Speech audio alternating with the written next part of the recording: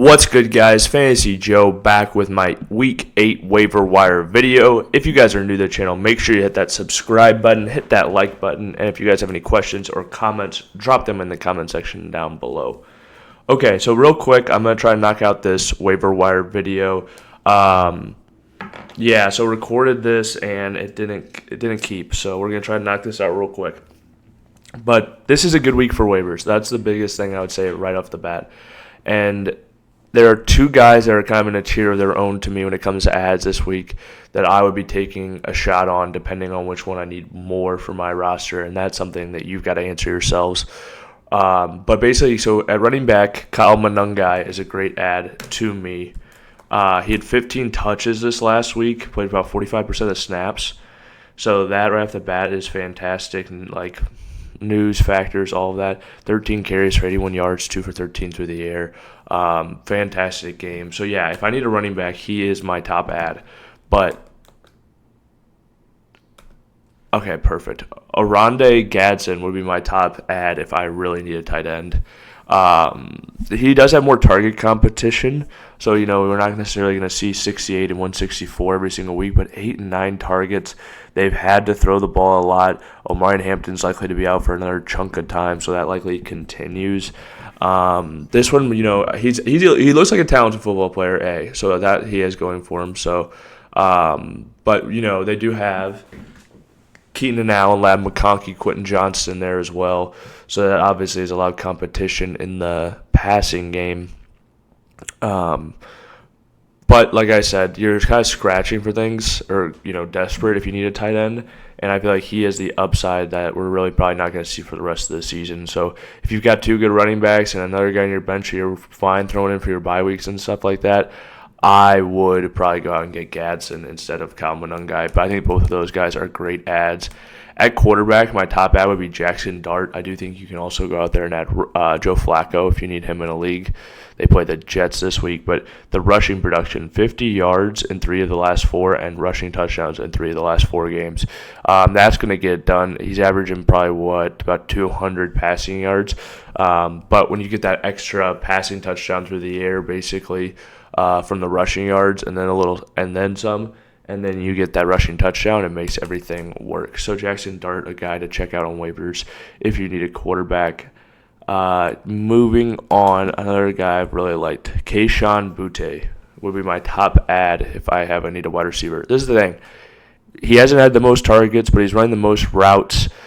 Drake May is a really good quarterback, and he is the wide receiver 25 so far this year with the usage he's had. I don't think he's going to be the number 1 wide receiver in the team or anything, but I think he's going to continue to get targeted deep down the field. Drake May likes him. He likes throwing to him in the red zone too. He's had 3 touchdowns in the last 2 games. 5 targets, 2 targets, but again, it's those deep down the field targets. Drake May is really good. Again, I'm not saying I feel like I'm chucking them in as a wide receiver 2 now, and I feel great about it, but there are teams out there that are desperate and need guys, especially this week with buys. I think he is a wide receiver 3 rest of season. I view him as like a flex play. But if you're wide receiver needy, you can throw this guy in on your flex. And a lot of these weeks, more often than not, you've been happy. I would say if you're the wide receiver needy and you get 8 even, you'd be happy. So 1, 2, 3, 4 out of 7. Pretty good, And he's giving you some good weeks in there. I think the targets will likely go up a tick. Again, I don't think he'll be, an 8 target a game type of player, but I think he'll probably consistently get about 5. Which you can play when you're attached to Drake May in a great offense like they have in New England right now.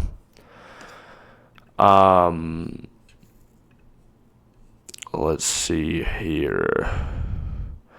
Christian Watson's a guy to keep an eye on. I do think Matthew Golden's going to be more productive than Watson still. Xavier Legette, I think another guy, if you need a wide receiver this week, looked really good when Andy Dalton came out and played, and it looks like it's definitely going to be Andy Dalton this upcoming week. So, Tez Johnson, another guy I would probably throw an ad on if he is out there in my league. With the injury to Mike Evans, we don't know really what's going on with Chris Godwin, if he's going to come back and look great, if he's going to miss more time. There's a lot of elements there. So I would go ahead and add Tez Johnson if he's out there in my league. So the way we've seen Baker Mayfield sling it, he just looked a little bit off last night. But Mike Evans done for the year. They've got Ibuka who's banged up. Tez Johnson's looked the part, so I think he's definitely worth an ad in your leagues. Let me just make sure I'm not missing anybody. Kyle Monangai. I'm excited about Monangai. I think he's a solid ad.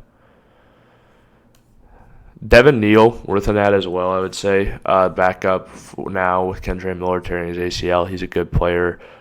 Very productive running back at Kansas. So, got to keep an eye on. I think he's talented. But yeah, that should about do it. I really appreciate you guys coming out for the video. Post every single week waiver wire as well as rankings and buy low, sell highs. So if you're looking for that edge to bring home that fantasy football championship, that fantasy football hotline we got going in the comments as well. All you have to do is comment. I respond to every single one. So you need trade advice or whatever it may be, we got you guys. But yeah, really appreciate you guys watching. Make sure you hit that subscribe button. And thank you for watching. I'll see you next time.